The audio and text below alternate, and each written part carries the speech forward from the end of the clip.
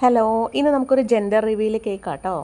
നമ്മുടെ ക്ലിൻസിയാണേ നമുക്ക് ഈ കേക്ക് ഓർഡർ ചെയ്ത് ആളുടെ ബ്രദറിൻ്റെ സെക്കൻഡ് ബേബിക്ക് വേണ്ടിയാട്ടോ ഈ കേക്ക്.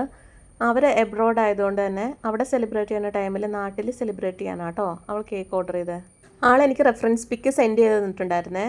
2 ദിവസം കഴിഞ്ഞിട്ട് വേറൊരു പിക്ക് അയച്ചു തന്നിട്ട് അത് വളരെ സിമ്പിളായി പോയി, നമുക്ക് ഇതുപോലെ ചെയ്യാമെന്ന് പറഞ്ഞ് ക്യൂട്ടായിട്ടുള്ള 2 ടെഡീനെ വെച്ചിട്ടുള്ള കേക്കായിരുന്നു കേട്ടോ അത്. ഫ്ലേവർ പ്രത്യേകിച്ചൊന്നും പറഞ്ഞില്ല. അപ്പം ഞാൻ ഫ്രഷ് മാംഗോ കേക്ക് ആട്ടോ ചെയ്തത്.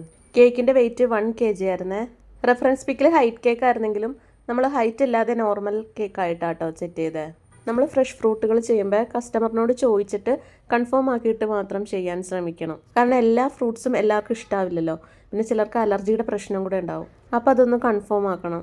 നോർമലി ഫ്ലേവർ ഒന്നും പറയാത്ത കേക്കുകളിൽ ഞാൻ വൈറ്റ് ഓർ ബ്ലാക്ക് ചോക്ലേറ്റ് ആട്ടോ ചെയ്ത് കൊടുക്കാറ്.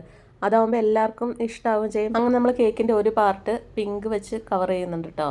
2 സൈഡിലും 2 കളർ കൊടുക്കണതുകൊണ്ട് തന്നെ കുറച്ച് ശ്രദ്ധിച്ച് വേണം ഇത് ചെയ്യാൻ. ഇപ്പുറ സൈഡിൽ നമ്മൾ ബ്ലൂ കളറാട്ടോ കൊടുക്കുന്നത്. സമയം എടുത്ത് ചെയ്തില്ലേ ചിലപ്പോൾ 2 കളറും കൂടെ മിക്സ് ആയി പോകാൻ സാധ്യതയുണ്ട്. പൈപ്പിംഗ് ബാഗിൽ ക്രീം ആക്കിയിട്ട് ചെയ്യണതായിരിക്കും കേട്ടോ നല്ലത്. ഇത് നമ്മുടെ കേക്ക് ഡെലിവറി ചെയ്യണതിന് തൊട്ട് മുമ്പാട്ടോ ചെയ്യുന്നത്. കാരണം കളർ കൊടുത്തിട്ട് ക്രീം ഫ്രിഡ്ജിൽ വെച്ചാൽ കളർ ഫെയ്ഡ് ആവാനായിട്ട് സാധ്യതയുണ്ട്. അപ്പോൾ നോർമൽ കേക്ക് ആണെങ്കിൽ കുഴപ്പമില്ല. ഇങ്ങനെ 2 ഷെയ്ഡ് കൊടുത്ത് ചെയ്യുമ്പോൾ ഫെയ്ഡ് ആയി കഴിഞ്ഞാൽ നമുക്ക് റീ അപ്ലൈ ചെയ്യാനായിട്ട് കുറച്ച് ബുദ്ധിമുട്ടായിരിക്കും. അങ്ങനെ നമ്മൾ ക്യൂട്ടായിട്ടുള്ള ഗേൾ ടെഡി ബെയറിനെയും ബോയിനെയും ടോപ്പിൽ വെച്ച് കൊടുക്കുന്നുണ്ട് കേട്ടോ. ഇത് നമ്മൾ ഫോണ്ടന്റ് കൊടുത്ത് ചെയ്തെടുത്തതാണ്. മഴക്കാലം ആയതുകൊണ്ട് ഫോണ്ടന്റ് വർക്ക് ചെയ്യാനായിട്ട് കുറച്ച് ബുദ്ധിമുട്ടാണ്, പെട്ടെന്ന് മെൽറ്റ് ആയി പോകും.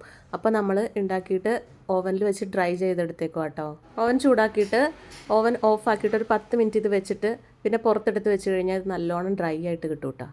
അങ്ങനെ നമ്മൾ 2 കളറിലുള്ള കുറച്ച് ഫോക്സ് ബോൾസും കൂടെ വെച്ച് കൊടുക്കുന്നുണ്ട്.